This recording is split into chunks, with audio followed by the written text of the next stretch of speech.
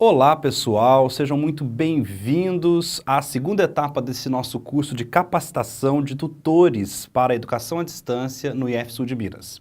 O meu nome é Evandro, eu faço parte da equipe da Diretoria de Educação à Distância do IFSU de Minas, onde eu ocupo o cargo de coordenador de EAD. E ao lado da professora Juliana Oliveira, vou acompanhar vocês nessa etapa em que a gente vai tratar de assuntos ligados à postura dos tutores e das tutoras em EAD, visando o desenvolvimento de um trabalho educacional bem-sucedido. Olha, os desafios na educação à distância são muitos. Afinal, ainda existe muito preconceito com a EAD e também muita falta de conhecimento para atuação na área de educação à distância. Tem gente que acha, por exemplo, que é possível no trabalho em EAD realizar simplesmente uma transferência das concepções e das práticas da educação presencial e aplicá-las numa plataforma de aprendizagem, no caso o AVA, o Moodle.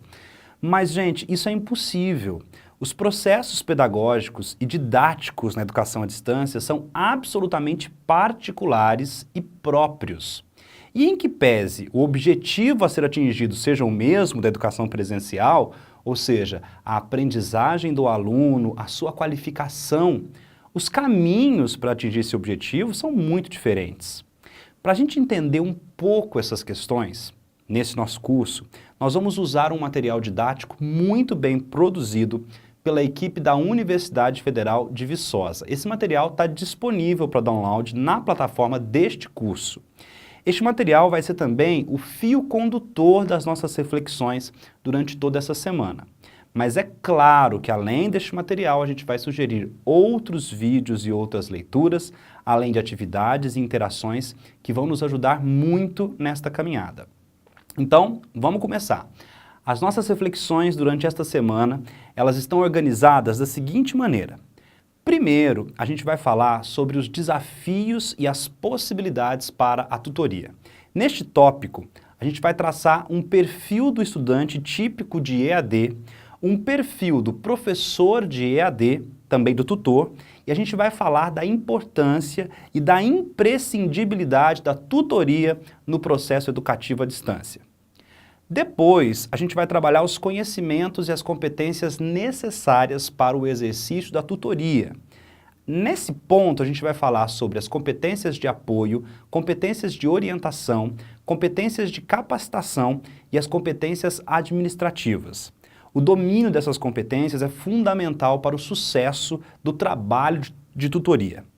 E o sucesso aqui deve ser entendido como o baixo índice de evasão nos cursos e o alto índice de conclusão. E, é claro, uma aprendizagem verdadeira, perene, ou seja, duradoura. Um outro tópico que nós vamos trabalhar e também vamos refletir é sobre o papel do tutor no processo de avaliação. Nós vamos trabalhar os conceitos e as concepções dessa palavra avaliação de uma maneira focada na educação à distância. E também vamos trabalhar as modalidades e as ferramentas de e para a avaliação. Vamos estudar outros tipos de avaliações possíveis, além daquelas que são tradicionalmente aplicadas na EAD, e a gente vai refletir um pouco sobre os objetivos do processo avaliativo na educação à distância. E, finalmente, para encerrar o nosso curso, nós teremos um tópico destinado ao tema o apoio aos tutores de EAD. Nessa parte, nós vamos falar dos apoios necessários para que um tutor desempenhe um bom trabalho. Para isso, a gente vai tentar identificar as necessidades dos tutores em cada uma das fases do processo de aprendizagem do aluno e também nós vamos trabalhar essas necessidades dos tutores em algumas situações específicas, ok? Então, pessoal, este é o conteúdo da nossa semana de estudos. E neste vídeo, que eu já apresentei a semana, a gente vai começar a refletir sobre o primeiro tópico. Então, refletir com vocês a nossa primeira proposta de estudos, ou seja, os desafios e as possibilidades para a tutoria. E, obviamente, né, por que falar sobre isso, desafios e possibilidades? Bom, apesar desse tema, né, dessas palavras desafios e possibilidades parecerem bastante clichês, no caso da EAD, o que a gente verifica mesmo é que existem muitos desafios a serem vencidos e, né, se por um lado nós temos esses desafios, por outro lado, nós temos um mar de possibilidades ainda não exploradas, para a tutoria. Então, por que isso acontece? Às vezes por falta de conhecimento, às vezes por medo do novo, ou até mesmo por pura acomodação, a maioria de nós sempre acaba ficando no feijão com arroz e não oferece nada de novo para os nossos alunos. E isso frustra demais os nossos alunos, com toda certeza.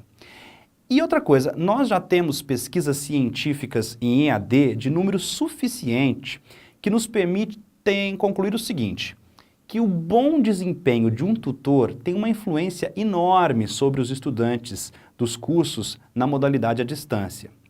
Isso se explica porque é o tutor quem mais orienta, quem mais incentiva o aluno neste processo. O envolvimento no conteúdo das aulas, no AVA, nas atividades, a responsabilidade com os prazos e até o auxílio necessário para a organização dos horários de estudos de cada aluno. É claro que o tutor não está sozinho nessa, né? O curso, ele precisa ser bem elaborado, ele precisa oferecer ao tutor essas oportunidades para envolver os alunos em debates, na realização de tarefas e, é claro, na construção do conhecimento. Mas, por outro lado, é claro que o tutor também não faz milagres. Então, o estudante ele tem que ter um mínimo de motivação própria, de disposição prévia, mas o tutor ele vai ser o grande mediador desse processo de aprendizagem na EAD. E quais são os extremos deste processo de mediação? Ou seja, o tutor media de quem para quem? O tutor media o processo entre o professor e o aluno. Então, é importantíssimo conhecer esses dois perfis para saber com quem o tutor está lidando, com quem nós estamos lidando. Então, vamos lá. Vamos falar primeiro de um polo, né, do estudante EAD. Quem é esse estudante típico em EAD? Quem é esse sujeito? Bom, o público estudante na educação à distância, ele é muito diverso.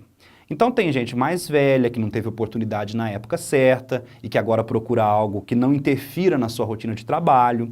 Tem gente que já faz parte de uma geração mais adaptada às novas tecnologias e tem mais facilidade. E nós temos, por exemplo, o nosso público do Mediotec no IF Sul de Minas, que são jovens estudantes do ensino médio e que muitas vezes carecem de maturidade para entender um processo educativo tão complexo como a educação à distância. Bom, eu estou dizendo tudo isso para dizer o seguinte, não dá para traçar um perfil único de um aluno EAD, mas é importantíssimo que a gente entenda algumas características mais comuns deste público. Se a gente pegar um perfil mais geral, que é bom a gente ter em mente que não é o nosso público do Mediotec, então se a gente pegar esse perfil, nós vamos ter mais ou menos um perfil como neste quadro que vai aparecer agora no vídeo. Se o estudante é um adulto, com vida ativa, tem compromissos familiares e profissionais. Lembrando que este público mais comum, né, este é o público mais comum, e isso tem uma implicação no processo de aprendizagem. Ele vai ter como implicação direta dessa situação pouco tempo para estudar e os seus compromissos pessoais podem interferir na sua programação de estudos. Agora pensa no inverso, que é o nosso caso, um aluno jovem da escola pública do ensino médio.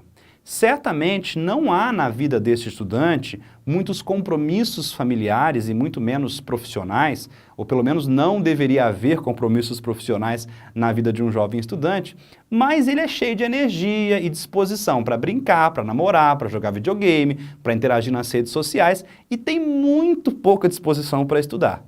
Então, tanto num caso, né, como no outro, ou seja, daquele lá mais velho, como desse, apesar de a gente ter situações diferentes, a gente tem o mesmo desafio. Qual é o desafio? É convencer esse estudante da importância de dedicar uma porção do seu tempo aos estudos.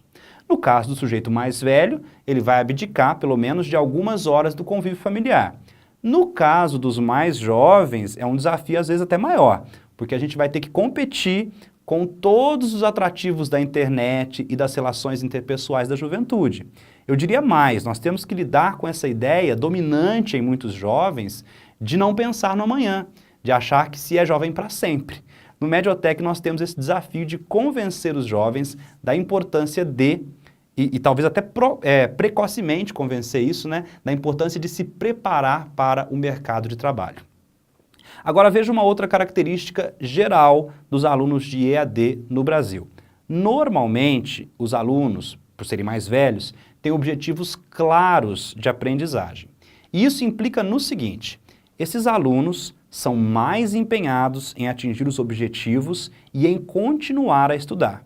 Pois bem, mais uma vez, esta não é a nossa realidade específica. Os nossos alunos, por serem jovens, muitas vezes também por não reconhecerem na educação uma possibilidade de crescimento pessoal, eles não têm essa motivação dos alunos mais velhos. Então veja o tamanho do desafio.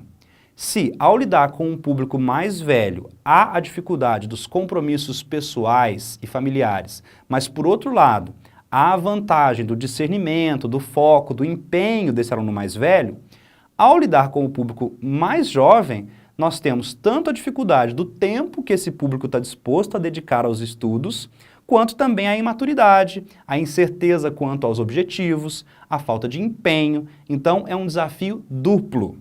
E vamos para uma outra característica geral. Os alunos de EAD quase sempre estão afastados do ensino formal há bastante tempo. Lembrando, estou falando dos mais velhos. Por quê? Eles são adultos, eles não estudaram, né, na época de juventude e tal. E a outra característica apontada é que esses alunos podem não ter possibilidade de contar com bibliotecas ou recursos acadêmicos. E isso implica na dificuldade com a linguagem acadêmica, com o uso da biblioteca, com os processos de investigação, enfim, com os processos formais de aprendizagem. E aqui nós temos uma vantagem dos nossos alunos do Mediotech. Por quê? Porque, ao contrário desses aí, eles são pessoas que estão dentro da escola. Eles têm mais acesso a esses processos formais de aprendizagem, a esses recursos acadêmicos e, o melhor, muitos desses alunos convivem pessoalmente entre si e não apenas virtualmente. E todos os dias lá no cotidiano escolar estão convivendo. E certamente, por isso, há a possibilidade de uma motivação de uns por parte de outros. E um leque de possibilidades de construção de aprendizagem em grupo. Esse assunto a gente vai tratar mais para frente. Mas, desde já, pense nisso. O fato dos nossos alunos do Mediotech ainda estarem na escola regular gera grandes possibilidades de ações. E, finalmente, nós temos como característica geral dos alunos da EAD, sempre pensando naquele perfil etário mais avançado, que esses alunos estão frequentemente interessados nas implicações da aprendizagem nas suas vidas e no trabalho. E isso é importante porque geralmente esses alunos tendem a relacionar o que eles aprenderam no curso com a rotina profissional. Ou seja, eles vão explorar a vida profissional, ou na vida profissional, perdão, a aprendizagem que tiveram no curso. É a aplicação do conhecimento adquirido e isso é muito estimulante. Já o aluno jovem no Mediotech ainda não está inserido no mercado de trabalho e, portanto, ele vai ter poucas possibilidades de explorar na prática essa aprendizagem adquirida. Daí a importância dos processos de estágio, por exemplo. Só que nós não temos estágio obrigatório nos nossos cursos do Mediotech. Mas veja, se o aluno tiver a oportunidade de conseguir estágios remunerados ou mesmo como aprendiz já na área do curso, será muito bom. É claro, né, gente, sempre respeitando os horários de estudo, os limites legais e morais da iniciação ao trabalho na juventude, mas isso é um grande estímulo. Então, uma dica, converse com o seu coordenador pedagógico, com o pessoal da sua escola. Será que não há por aí alguma empresa participante de programas como Jovem Aprendiz ou outros programas desse tipo? Em último caso, é interessante a gente proporcionar visitas dos jovens aos locais de trabalho, como empresas, fábricas, locais de trabalho, obviamente, que tenham afinidade com o curso que está sendo ministrado aí.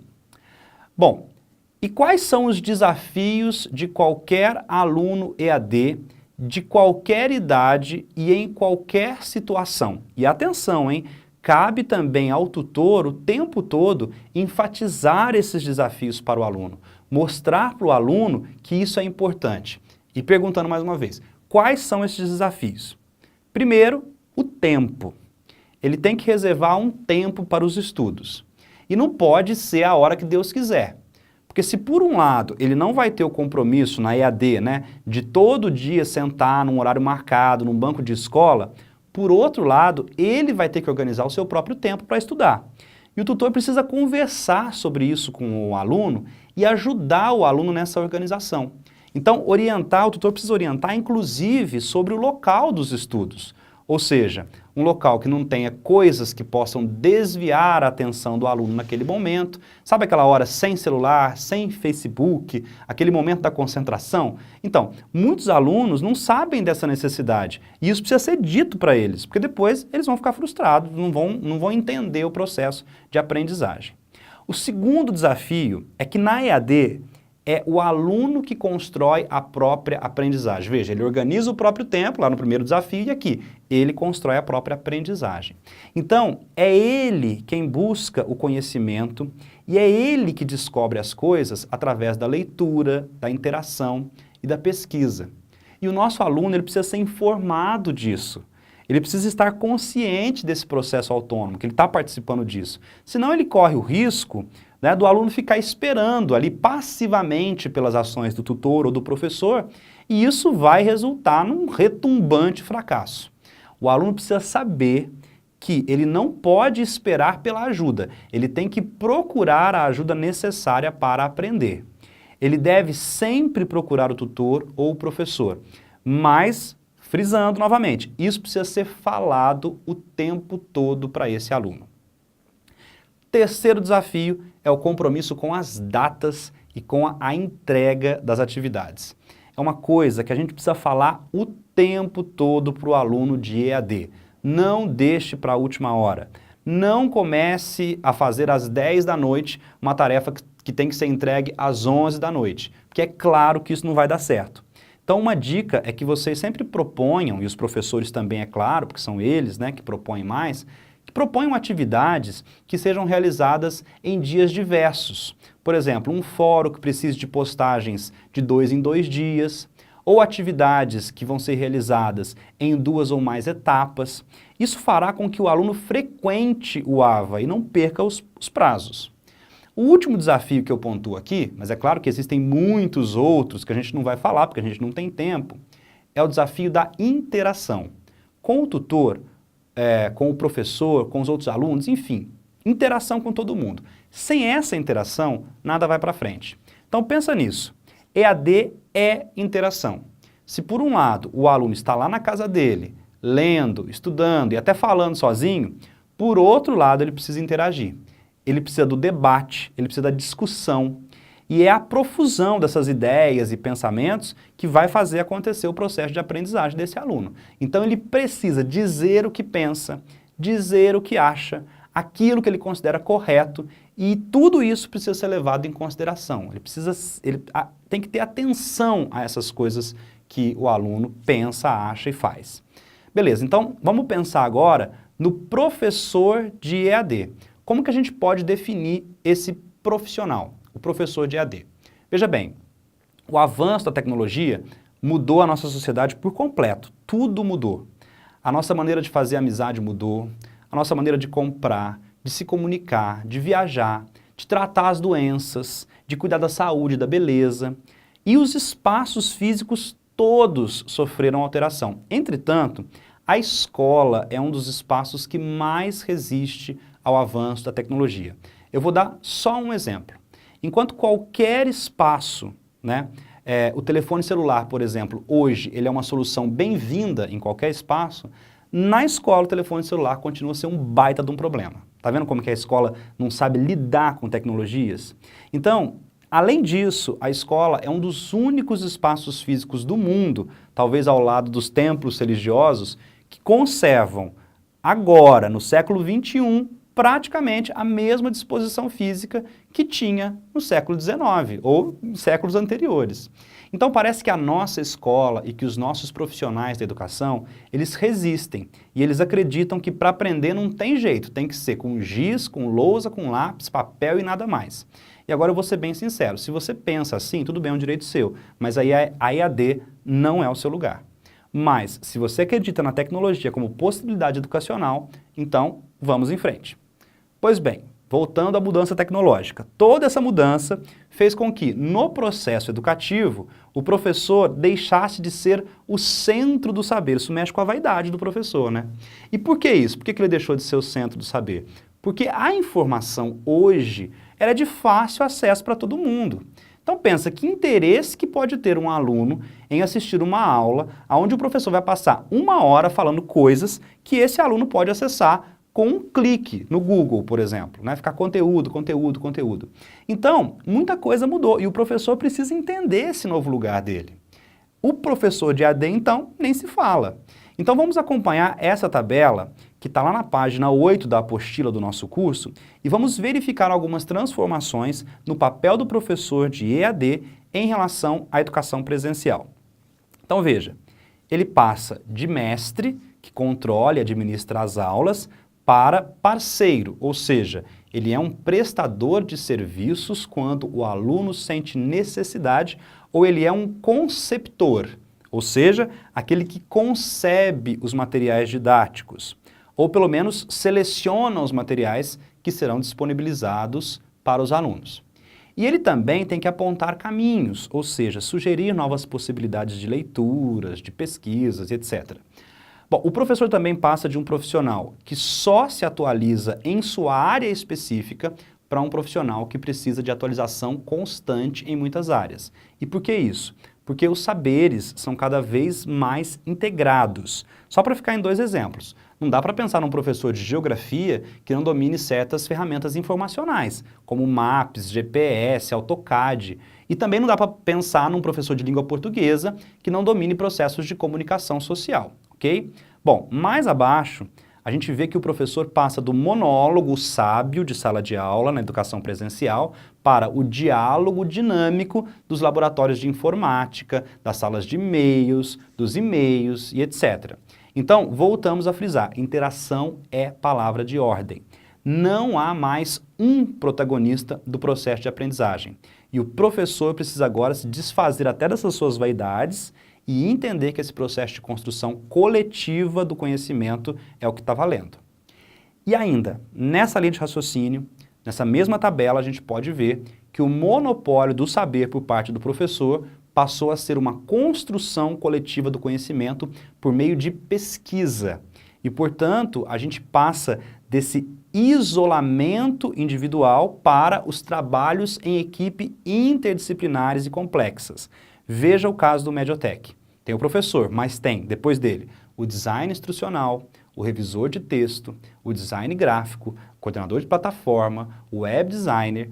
Todos esses profissionais são importantes para que a aula chegue adequadamente até o aluno. Então não é mais só professor e aluno. Então a gente passa da autoridade para a parceria. Até porque o conteúdo desse professor vai ser validado por esses outros profissionais. E finalmente, depois de tudo isso, o professor deixa de ser somente um formador que se limita a orientar o estudo, a aprendizagem, a ensinar a pesquisar, a processar informações e também a aprender. Claro que isso continua sendo importante, mas o professor será também um pesquisador. Ou seja, ele irá refletir constantemente sobre a sua prática pedagógica. Será que isso vai dar certo? Será que isso não vai dar certo? Ele vai orientar, mas ele também vai participar da pesquisa dos seus alunos. Então eu sugiro que você leia na apostila, a partir do final da página 8, uma definição de algumas das funções do professor na EAD, o professor formador, o conceptor e realizador de cursos e materiais, o pesquisador, o professor tutor, o tecnológico educacional, o professor recurso, o monitor. É claro que com tantas funções e atribuições, esse novo professor vai ter muito trabalho e ele precisa saber como agir. Então lá na apostila, depois na página 9, tem um link para uma página que apresenta 9 passos para que o professor deixe a inovação acontecer em sua prática pedagógica. E vale a pena a leitura. Agora, falei do estudante e do professor. E por que o tutor tem que ter a consciência dessas atribuições, lá do estudante e agora falando aqui do professor? Porque o tutor precisa entender até que ponto ele é o responsável pelo sucesso ou pelo fracasso desse processo pedagógico. Eu estou dizendo isso porque também não adianta o tutor se esforçar, fazer das tripas coração e não haver um trabalho prévio bem feito, bem delimitado pelo professor de AD. Como a gente está frisando, é uma atividade de colaboração. Mas atenção, isso também não pode servir de desculpa eterna. O tutor não pode responsabilizar eternamente o professor pelos problemas e dificuldades. Como a gente está dizendo, não há mais o papel principal. Na EAD, somos todos protagonistas do trabalho educativo. Não há papel principal, ok?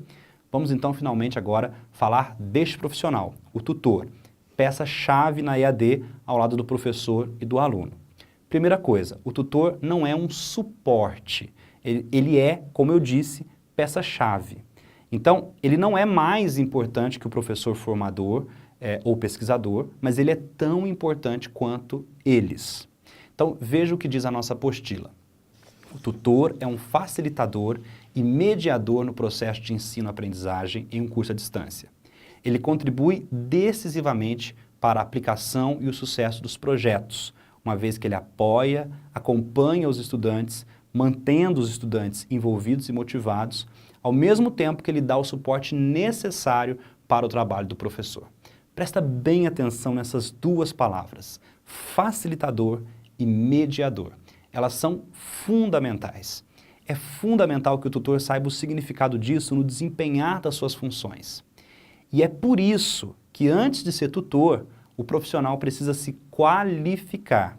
Por exemplo, um tutor que não domina tecnologia de informação e comunicação, que nunca nem viu o Moodle, que não conhece as ferramentas da plataforma. Gente, esse tutor pouco ou nada vai poder fazer para mediar o processo de aprendizagem, por mais que ele seja bem intencionado. Por outro lado, não basta apenas também saber a tecnologia, ele precisa se atualizar pedagogicamente o tempo todo.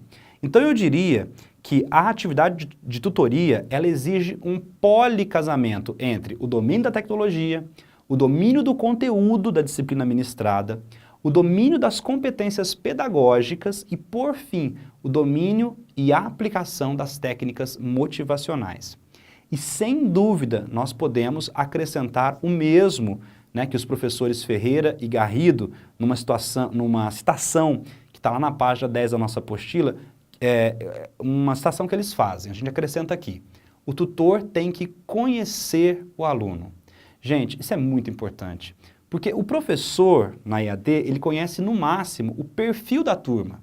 Mas quem conhece cada aluno, a história de vida, as habilidades, as competências pré-existentes, é tudo o tutor. E o aluno de EAD, não é porque ele é aluno EAD que ele pode ser desamparado, ele tem que ser amparado. Então, eu gostaria que você lesse, na página 11 da nossa apostila, uma lista com uma série de ações que são esperadas de um tutor de EAD e que com certeza vão ajudar você a desempenhar melhor o seu trabalho. Dê uma olhada nessa lista e pense quais dessas ações você já realizou e quais você não realizou. E pense nos motivos pelos quais não realizou. Foi porque não houve o devido suporte? Foi por falta de tempo ou por falta de motivação? E pense também em como superar essas dificuldades para realizar essas tarefas. Então pense tudo isso. Que tipo de tutor eu sou? Eu oriento os estudantes direitinho ali na familiarização com o ambiente virtual de aprendizagem, né? Eu esclareci muito bem as regras, as diretrizes, os padrões do curso para o aluno quando o curso foi começar. E se eu não fiz isso, por que eu não fiz isso? Será que eu mesmo não estou, de repente eu mesmo não estou sabendo, não estou dominando as regras e por isso não tem como eu passar essas regras para os alunos, porque se eu não domino, como é que eu vou passar um conteúdo, né? Ou regras, enfim. Outra coisa, eu sou um tutor empenhado em identificar as dificuldades dos estudantes e ajudar a sanar essas dificuldades. Eu procuro estabelecer contato com os estudantes desanimados, ou então aqueles que têm atividade pendentes, ou aqueles que estão quase reprovados, e estabelecendo esse contato, eu vou proporcionar sugestões particulares para cada um sobre as dificuldades apresentadas. Outra pergunta, eu sou um tutor que elabora relatórios sobre as dificuldades surgidas durante o curso ou simplesmente eu deixo a coisa acontecer de qualquer jeito? E olha uma dica importante nessa reflexão. Por que você não faz um memorial da sua atividade de tutoria? Um diário seu, onde você escreve ali e aponta as dificuldades, as ações exitosas, as suas impressões sobre o trabalho. No final, eu te garanto que você vai ter um importante documento para subsidiar os seus novos desafios na EAD. Além disso, pense mais sobre a atuação. Quando você corrige as avaliações, você comenta sobre os erros e acertos como um incentivo para o estudante. Você consegue ajudar os alunos a compreenderem os materiais do curso por meio de discussões e explicações. Quando surgem questões sobre a instituição e você não consegue responder, você dá o correto encaminhamento ou deixa o aluno sem resposta? Os alunos têm o seu telefone, eles têm o seu e-mail, eles têm todos os meios de comunicação que facilitem o contato entre você e eles. Bom, enfim, na apostila tem mais uma série de questões que devem servir como possibilidade de reflexão sobre a sua atuação. E mais uma dica de leitura ainda na apostila, uma relação sobre posturas de netiqueta, a etiqueta da internet, só que voltada para o tutor. Lá na página 13 tem uma lista de ações que são esperadas do tutor, de maneira a garantir um comportamento ético e responsável perante o aluno e perante o seu aprendizado. Bom, gente, eu vou ficando por aqui. Eu quero que você retome na nossa apostila, sugerida, retome essa leitura para dar suporte ao curso e que você se esforce para realizar as leituras complementares que a própria apostila sugere. Basta você clicar lá nos links indicados no PDF da apostila. Então, um abraço para você com muito carinho e até o próximo vídeo.